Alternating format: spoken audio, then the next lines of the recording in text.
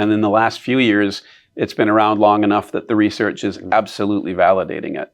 Good soil. University of Notre Dame did a research analysis of ACCS schools, which are Association of Classical and Christian Schools, and it's called the Good Soil Report. What's exciting about that is that you see that students who go to Christian and classical schools perform better on tests, get better admissions to college, do better in their careers, but especially are more engaged in the civics realm, more engaged politically, more engaged, interestingly, better able to have a conversation with people they disagree with.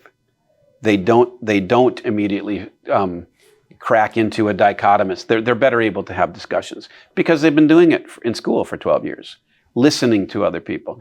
So they're better able statistically, professionally, academically, but they're also better as citizens and as human beings. Now, I can't remember, I'm pretty confident this is true, but maybe it's just my deep desire that makes me want to see this.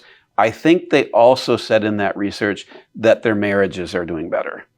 But don't quote me on that point. I think that's true, but if it's not, it needs to be. And I think it would be, because healthier souls make for better marriages. So there is the database that tells you that it's making a difference.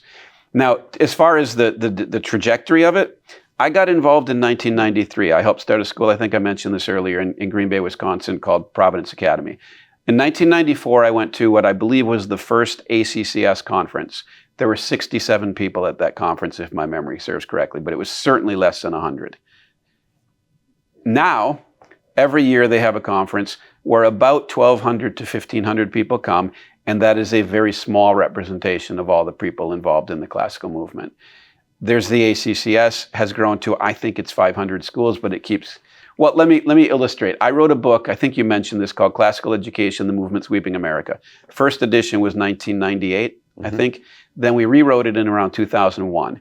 In 2008 or 9, they asked me to write a third edition, and it took me 5 years because things changed so fast that I couldn't keep up. I wouldn't even try to write that book now, except in just the most sweeping terms. There's now a classical movement taking place here in Australia. There are classical schools in Indonesia. There are classical schools for the Kurds in Iraq. There's a classical renewal beginning in England. There's Catholic liberal education is restoring a classical vision. Colleges are changing. They want those students that are graduating able to read, able to calculate, able to carry on a discussion, able to write well. Colleges are looking for these students. You're seeing master's programs forming, honors programs. Colleges are changing because of classical education. In fact, they're going back to what they always used to want to be. You're seeing it all over the world, and I don't know the number, but I believe there's something like 100,000 students right now. Well, today is June 6th as we're speaking, so a lot of them are on vacation, holiday. But this September, when they start up the school year, I believe the number of students in classical schools will be over 100,000 students. So it took a while. Actually, it happened very quickly, even from the beginning. But it's a big country.